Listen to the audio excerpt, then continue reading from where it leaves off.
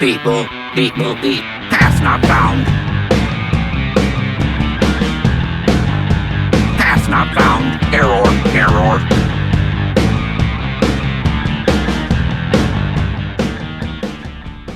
TF2's is one of my favourite games of all time. It's certainly up there as one of my favourite multiplayer experiences anyway. There's just so much to love about the game.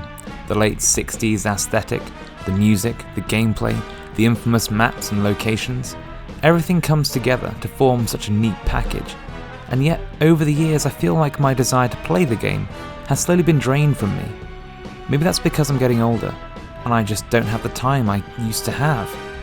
However, I still make time to relax with a quick game of something most days of the week, but TF2 doesn't quite have that life and buzz that it once had.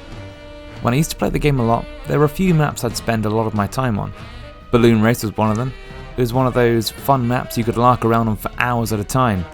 The other is now sadly lost to time itself. Asteroid. It was a map that was so nearly completed from the fabled update that never was, and probably marked the beginning of the end of TF2's golden era. Asteroid is part of Valve's experimental stage. It was a map that was developed and tested live with the community. For a while, Valve let players beta test their upcoming maps. Asteroid could be played alongside Cactus Canyon.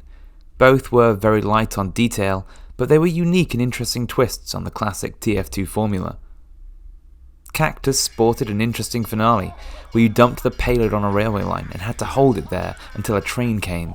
This made the map's finale a pretty intense experience. Perhaps I'll talk about it in another video. Asteroid was a fresh spin on the Capture the Flag game mode, and challenged players to destroy robots, gather resources and return them to their base.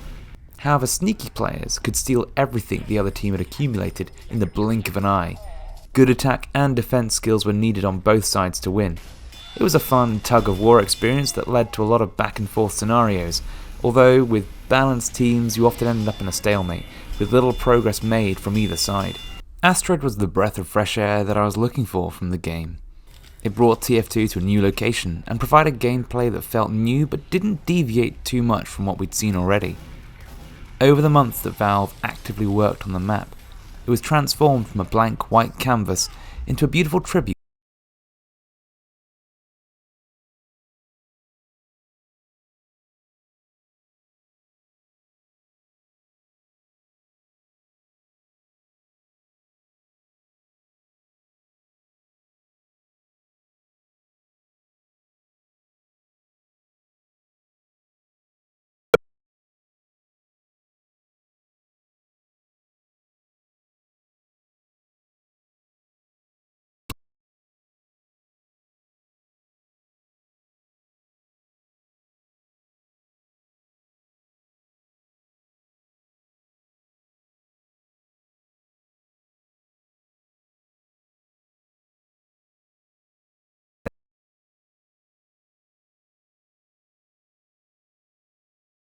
through the one-way door towards the inevitable sentry that blocked their path in the tight corridors thereafter.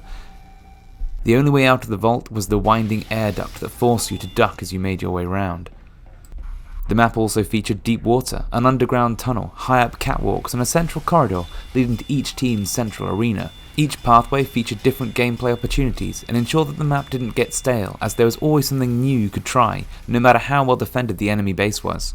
I used to play Asteroid daily. It was such a fun experience. You felt like you were directly contributing to the map's story. Over the course of the beta, the map changed drastically. The gameplay and visuals drastically shifted as Valve slowly refined the experience based on player feedback and the data gathered from daily playtests. I was excited to boot up the map weekly, to see what had changed and to explore the new areas added, to find out how the removed routes affected the flow of gameplay, and to see the art direction slowly be brought to life. After 6 months of testing, the map was nearing the final stages of development as Valve started polishing the art and refining the gameplay. Updates to the map became less frequent, and then everything went dark. The update stopped. Valve continued to update TF2, but there was no sign of Asteroid. It was rumoured that Valve was saving it for the Community Invasion update, but that update came and went. The years went by and nothing new was changed or added to the map, and when it was removed from rotation in the Meet Your Match update, the map seemed as good as dead. Perhaps Valve felt the map wouldn't be popular. Perhaps Valve just gave up on it. Perhaps they couldn't find the right update to include the map in. Whatever the reason, the map was abandoned. It's still in the game's files, and the assets are still available for mappers to use, but it feels like Asteroid will never see the light of day. After Asteroid was removed, I felt less of a reason to play TF2. Something I loved had been taken out of the equation. Sure, there are some community servers that still hosted the map, but after the competitive update, community servers were far less popular, and it was harder to find a good match featuring a map you wanted to play. To me, Asteroid represented the game's exploration of new themes and ideas, something that TF2 always excelled in before. Valve used to constantly push new locations and ideas, as TF2 is the perfect base to do that. Some ideas worked, others failed. It's a game that has always been evolving and exploring new ideas in the world they had built. After the death of Asteroid, the game started to play things safe. It started to borrow more from other games instead of trying to build something for itself. The next major updates added a similar weapon finish system to CSGO. The next major update after that brought in the CSGO style matchmaking. Jungle Inferno, the most recent major update, added some fun new weapons that explored some new ideas. But for the most part, the update was pretty standard. The jungle theme was nice, but it didn't bring much new to the table. Asteroid's lack of completion to me sadly feels like another sign of Valve's inability to see things through to completion. For the most part, what Valve does end up shipping is usually great. Equally though, Asteroid marked the start of Valve's declining support for TF2. Had Asteroid been completed, who knows what we might have seen? Who knows how we might have seen the retro space theme evolve? Official maps with low gravity, taking place on other planets, battles across large space stations, Moonraker style. The fabled moon-based update could have been the start of something great. Equally, like Pastime and Manpower, it could have been relegated to a small niche part of the TF2 community.